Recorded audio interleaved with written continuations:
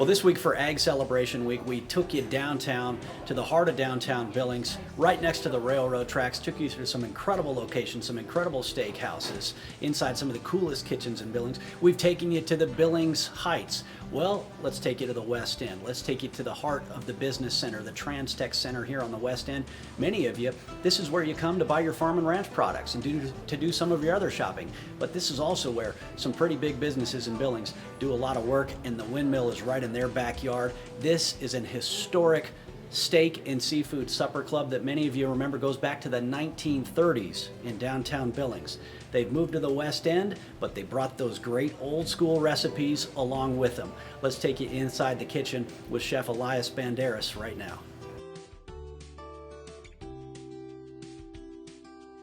Well, here we are. It's Ag Celebration Week, end of January.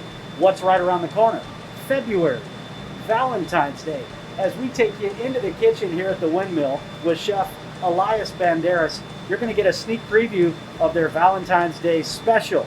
So if you're looking to take, your sweetheart out for Valentine's Day, take some time away from the farm or ranch, here you go, Chef. Thanks for having us in the kitchen here with you. Yeah, thanks for being here.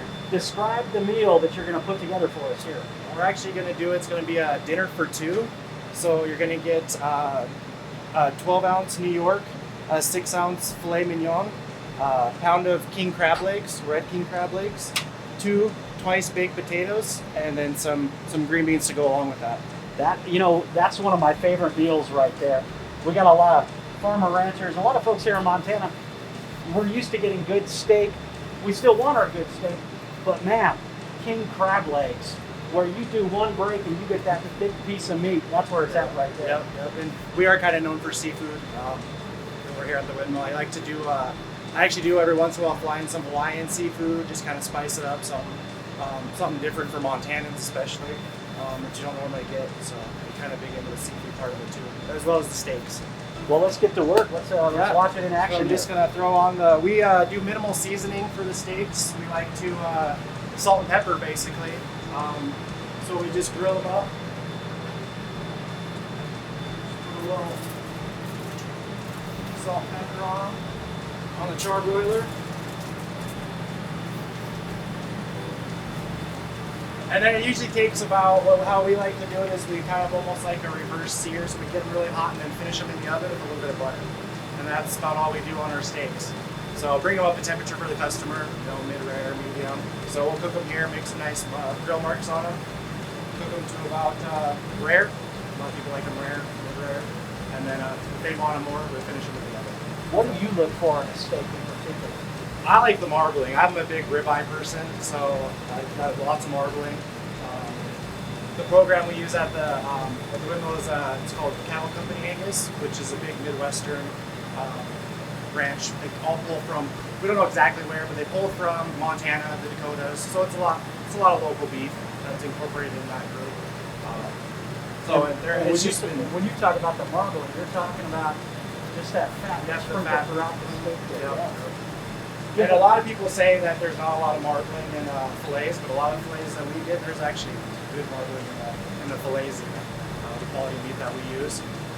The seafood tradition of the Windmill, some of our folks, they remember the Windmill going back to the mid-1900s. It started off as a club in the 1930s downtown, right on the south side.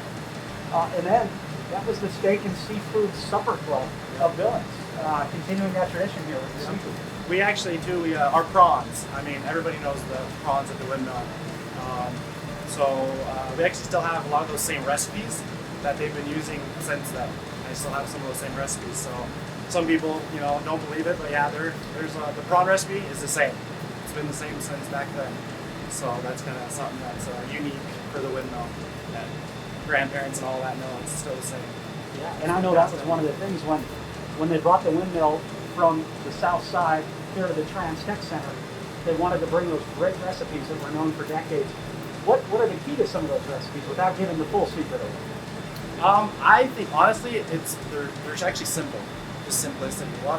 It's kind of funny how nowadays everything's gotten really crazy. All the stuff that's in it. It's just simple recipes. Just back they started, way back when, and they were just pretty basic. And I think that's good food is still pretty basic to me.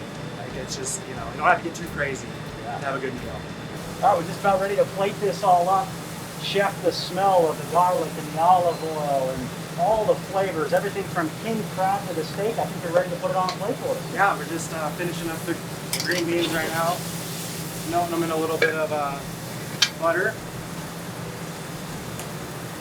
Steaks are done.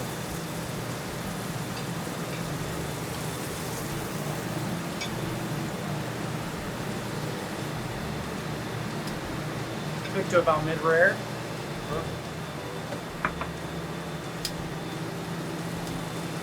Oh, I do need to cheese my twice bakes.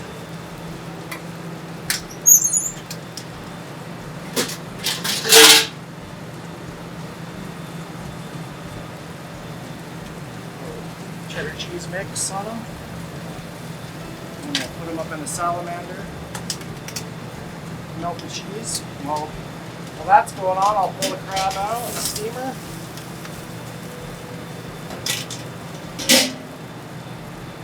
It'll take about 10 minutes.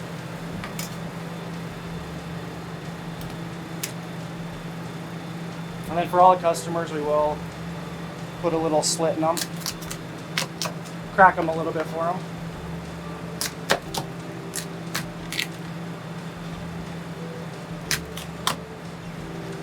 So they're easier to get in for them.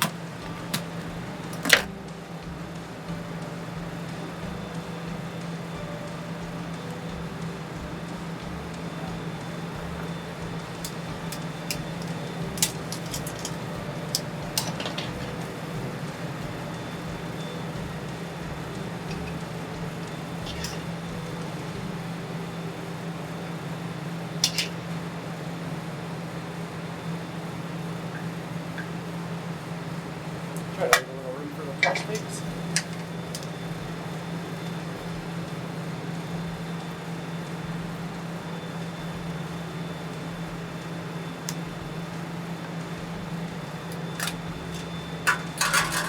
There she goes, and then I'll finish her with a little garnish, a little parsley.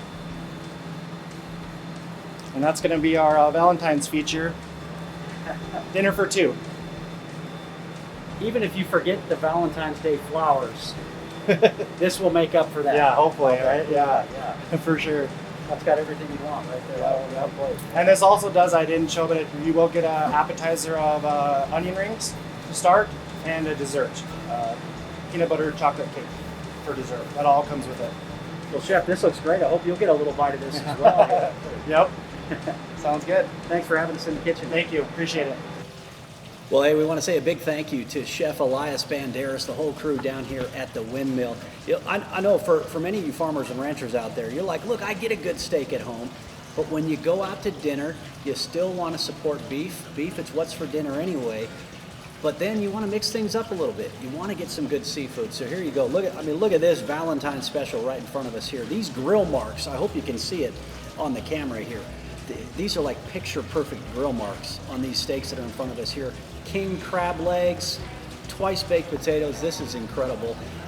And so we want to say once again to those of you who've been able to take part in this Ag Celebration Week all week, we want to say big thank you to Yellowstone Valley Electric Cooperative for making this all happen. Our friends at the Billings Chamber of Commerce. It's not just this year, every year. They celebrate agriculture. They celebrate what you do for our economy. So thanks for being with us here for Ag Celebration Week and going inside of all these cool kitchens of Billings along with us.